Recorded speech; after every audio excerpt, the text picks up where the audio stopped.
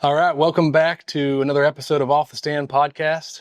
We did our first one about a month ago, probably, and figured it was time to jump in and do another one. And today we're in the shop getting ready for season. Yeah, I actually already kicked off season. It's hard to believe. I got lucky and drew a Arizona early season mule deer hunt that started August 22nd. So I've already been on a trip, and Shawn's getting ready to go on a trip, and we're getting ready to be in the thick of it. So today we wanted to jump in and just talk everything broadheads. Obviously, being bow hunters, broadheads are an extremely important tool, and it's a question that we get a lot, and people are very passionate. It's almost like a truck owners, like Ford, Chevy. They're very passionate about the brands, number one, but also the kind of broadhead they use, and rightfully so. Just like we've talked about before, everything archery boils down to confidence. So we have had the pleasure of shooting all kinds of broadheads over the years, and we've kind of fine-tuned what we like. Obviously, it kind of differs from, game to game, but I just like thinking back of like when we first got started hunting.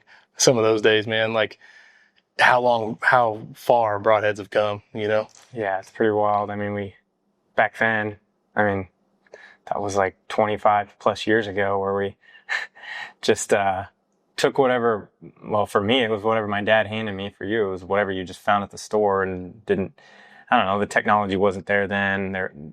You couldn't get that much information unless you're reading a magazine or whatever, and maybe some on television, but the information was limited at the time. And like I said, the technology wasn't there. So you just screwed whatever on there, whatever you had. And I think, for me, the broadhead that I remember trying was fixed, and, I had success with it, but my accuracy was not up to par. Granted, I was only like 13 years old. Sure. The first buck that I shot, it was like 12 yards and hit him in the jugular. Killed him. Effective. Yeah. Killed him quick. Yeah, that's funny. We were just talking before we got started about like how mechanicals really weren't that popular when we first started getting into hunting. Those just the first ones were out, and the ones that had a literal like rubber band, like looks for kids use on their braces, around the end of it. Yeah, I remember people like at the time, this was like 90s, like talking about how the broadhead, or not the broadhead, but the rubber band popped off. Like, oh, I couldn't find it, and blah, blah, blah. I didn't have another one, and so I just shot it with it, deployed, yeah. And it wasn't what it is today. Well, that's the thing too, is the bows are much better now and much more tunable. And so like really you can shoot whatever broadhead you want and get it to fly good. But like, I'll never forget my first deer, it may not have been my first buck, but it was one of my first deer I ever shot. I just went to Walmart, bought these fixed blades, screwed them on, and went hunting. Like I was like, oh yeah, we'll go hunting. And that bow was probably pretty slow. So it's not like shooting one of today's fast bows where that broadhead's really going to steer it, but didn't even shoot the broadhead into a target. And went out in the field and hunted and hit a deer and hit it back. And luckily he got the deer, but couldn't believe it because it was like a 20-yard shot, and I was like, what happened? And then like start shooting a target. You're like, oh, these fixed blades are hitting, 6 inches to the left of what my field points are hitting. And so that's kind of what drew me initially, I think, to mechanical broadheads, is just they fly so perfect and so true. And the fact that they've gotten so much better, with technology. So we work with G5 obviously now and have for quite a few years. And I've been just blown away by the broadheads and the just how sharp they are. I mean, they're crazy, crazy sharp. The amount of penetration that we do get, even when we're using an expandable versus a fixed blade, just the results kind of speak for themselves. And like you said, it kind of boils up to what you're confident in. Yeah. And I'll just go straight to it. The one that I feel like is the most popular, at least for us, and I feel like overall with G5, and I could be wrong with as far as talking about G5, but is the Mega Meat. And this thing is just insane. I feel like a lot of it comes down to how sharp these blades are, and these blades are extremely sharp. Yeah, because you're looking at a 2-inch cutting diameter with 3 blades, so like a lot of blade contact, but they're crazy sharp and they penetrate really, really well. Yeah, we've had great penetration with them, multiple pass-throughs. The size of the hole is phenomenal, and the amount of blood that the animals are losing with those broadheads is, that's what has sold us on them. Like, the proof is there, like how well they've worked for us. We're primarily hunting whitetail, so that's a good topic to bring up. Is like when it comes to picking your broadhead, obviously you narrow it down to what your game of pursuit is going to be.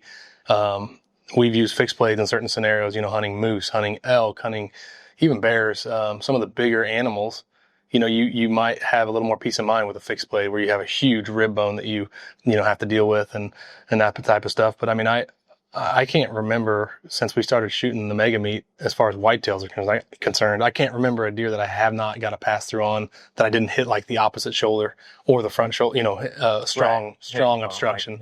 Like rib bone, like no problem, like still ripping through, passing Right through. Yeah. Broadside, quartering away, doesn't really matter. So, I know like before we started shooting G5, we had, worked with a couple different brands and used a couple different broadheads. And I know we got to a point where weren't getting the penetration that we were, used to and expected.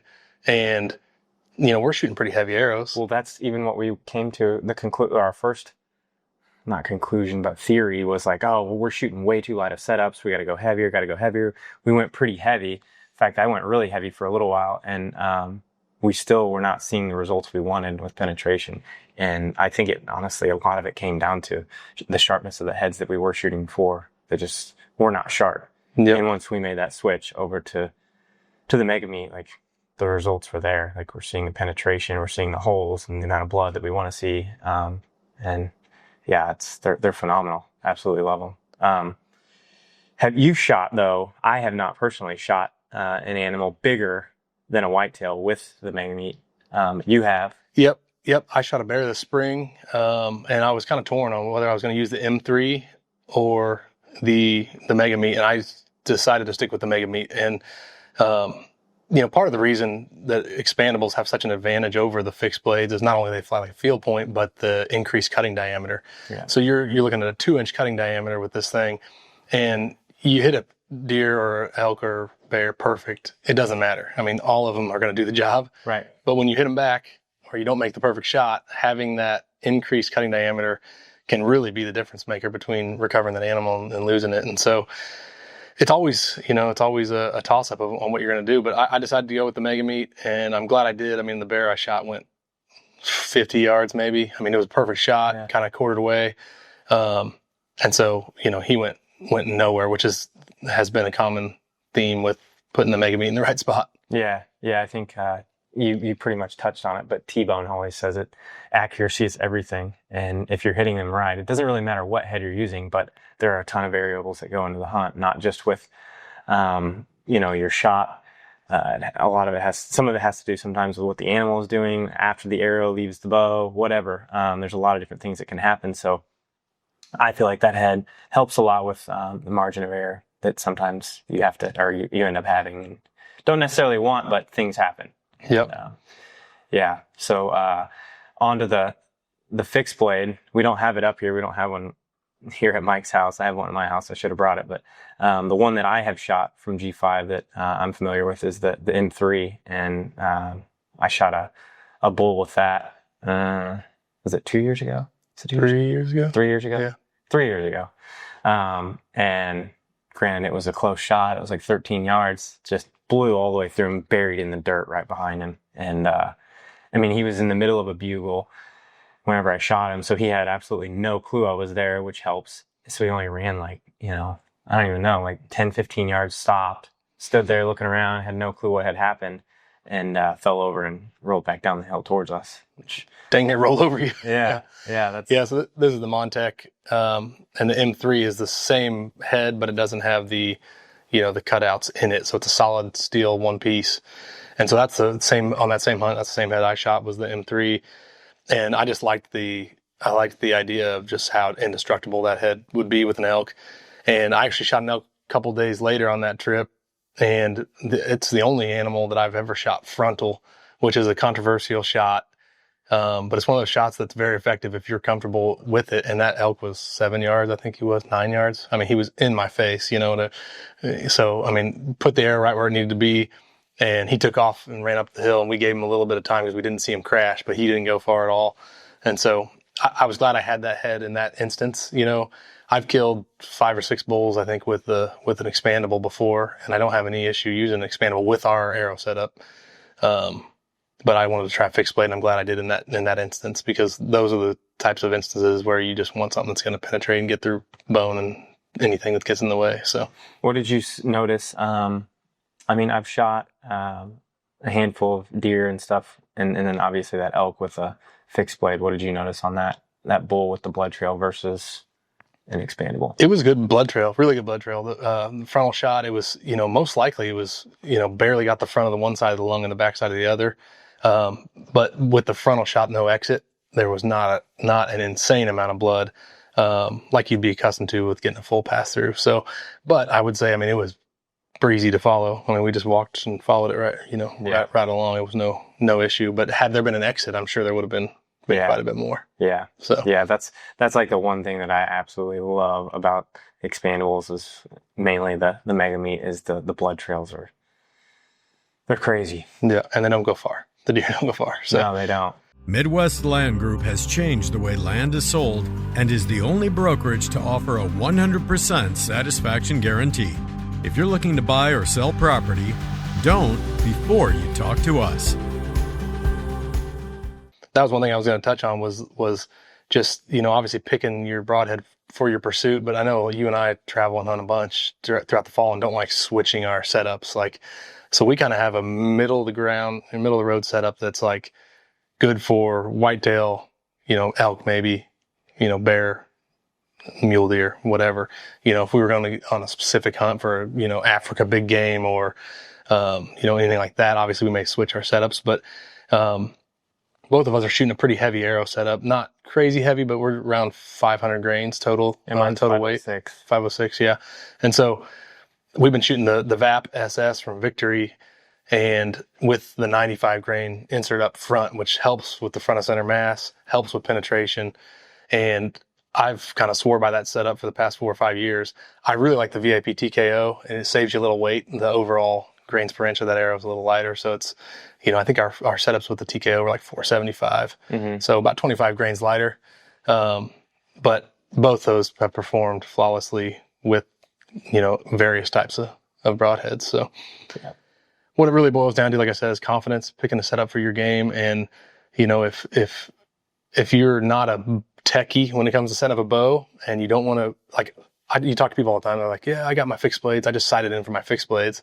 And I'm such a stickler. I'll never do that because I want to be able to shoot practice heads into a target, and I don't want to tear up a target with fixed blades. And obviously it works, right? Yeah. If you're getting consistent flight.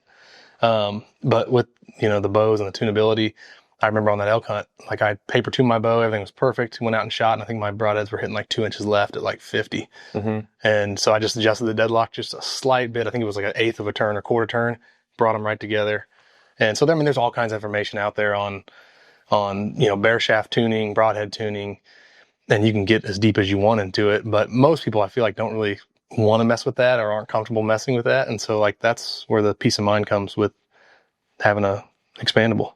Yeah. I would definitely recommend either way, making sure you paper tune your bow. You take it to a shop if you're not comfortable doing it on your own.